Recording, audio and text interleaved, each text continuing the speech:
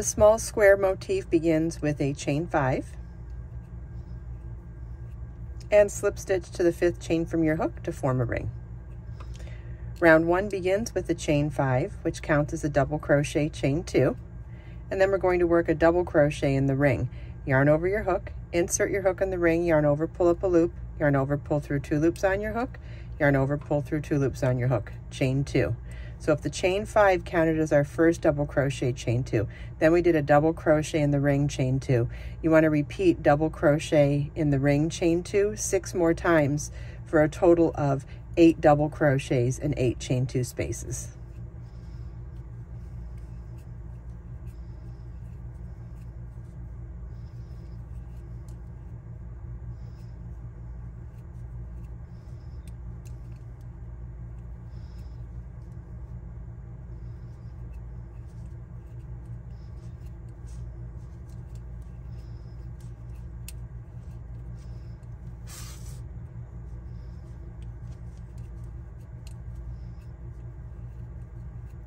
At the end of the last repeat, you want to slip stitch to the 3rd chain of the beginning chain 5 to join.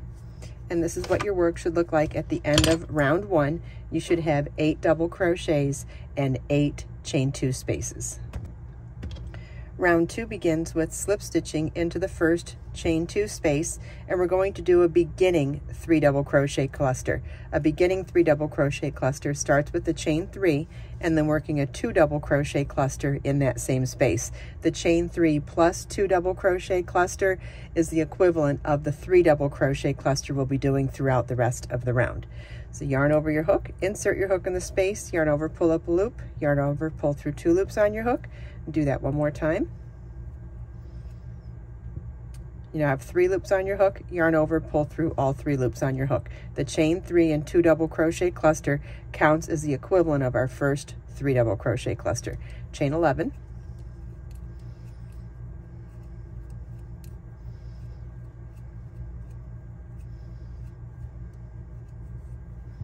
And then work a 3 double crochet cluster in the next chain 2 space.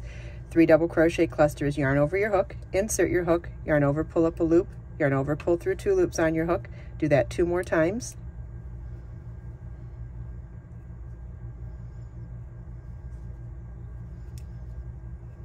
We now have 4 loops on our hook, yarn over, pull through all 4 loops on our hook. That's a 3 double crochet cluster. Chain 5 and a 3 double crochet cluster in the next chain 2 space.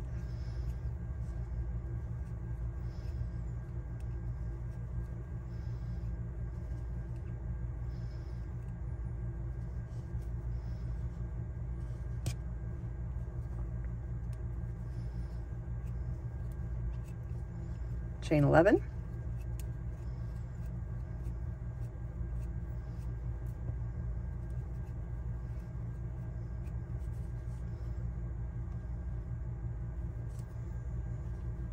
Three double crochet cluster in the next chain 2 space.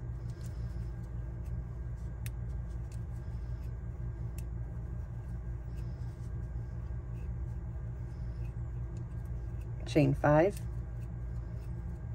Now repeat for this round is 3 double crochet cluster, chain 11, 3 double crochet cluster, chain 5. You want to repeat that all the way around. At the end of the last repeat in the last chain 5, you want to slip stitch to the top of the first stitch at the beginning of the round to join. This is what your work should look like at the end of round 2, and this completes the motif as well. You should have 4 chain 11 corners, 4 chain 5 sides, and 8 3 double crochet cluster stitches. You can fasten off at the end of round 2. Whether you're joining on one side or 2 or even on all 4 sides, we're going to be joining the motifs exactly the same way throughout this project. You're going to be replacing on any side that you're joining 2 motifs together. You're going to replace the chain 11 spaces in the corners with a chain 11 join, which means chain 5, slip stitch to the adjacent chain 11, chain 5. And then for each chain 5 space on the motif, we're going to replace the chain 5 with a chain 5 join, which is chain 2, slip stitch, chain 2, which will count as the equivalent of a chain 5. So let's do a chain 11 join now, which will be chain 5, then slip stitch to join in the adjacent motifs chain 11 space, preferably in that center chain, chain 5. So that chain 5, slip stitch chain 5 is the equivalent of our chain 11 space, and then we'll come back to our current motif and work the next 3 double crochet cluster. Then next in our pattern is a chain 5. We're going to replace it with a chain 5 join, which is chain 2, slip stitch in the adjacent motifs chain 5 space, chain 2, and that chain 2 slip stitch chain 2 counts as our chain 5 space equivalent. Then we'll work a 3 double crochet cluster in the next stitch on our current motif. And next up in the pattern is a chain 11 corner, so we're going to replace that with a chain 11 join, which is chain 5, slip stitch to join in the adjacent motifs chain 11 space, chain 5, and work our last 3 double crochet cluster on our current motif. Then finish the round with chain 5 and slip stitch to the first cluster stitch at the beginning of the round to join. I'm going to fasten this off and set my work down so you can see what we did. So we did the same pattern that we did on the first motif on the second motif, but on any chains that we were joining to the adjacent motif, we changed them to from a chain 11 to a chain 11 join, which is chain 5 slip stitch chain 5, and we replaced our chain 5 with a chain 5 join, which is chain 2 slip stitch chain 2, and then we replaced this chain 11 with chain 5 slip stitch chain 5. And next here I'll show you how to join this motif along 2 sides at the same time. So we're going to start in this corner, join here, join in this corner, this side, and this corner. So we'll be replacing a chain 11 with the chain 11 join, chain 5 join, chain 11 join, chain 5 join, and chain 11 join. So let's do that in pattern now. So we'll do it. The chain 11 join is chain 5, and hopefully by doing this in a contrast color, it'll help you see what we're doing a little bit better. So it's chain 5, slip stitch to join,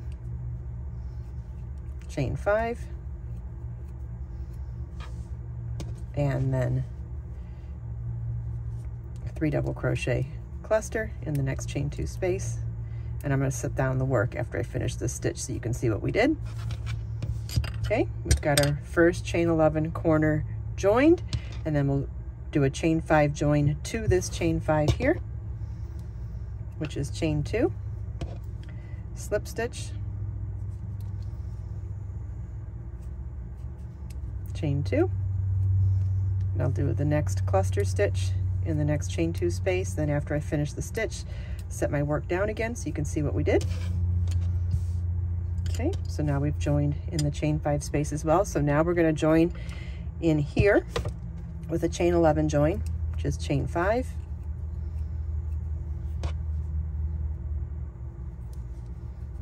slip stitch, chain 5. Okay, then we'll come back and work our next 3 double crochet cluster, and I'll set my work down again so you can see what we did, or what I did.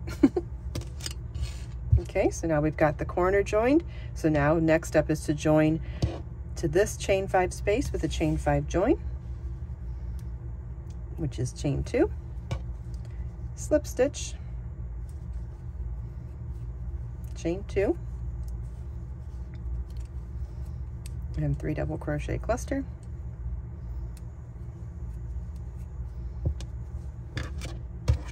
Okay, and our last place to join is in this last chain 11 corner. So we'll join with a chain 11 join, which is chain 5,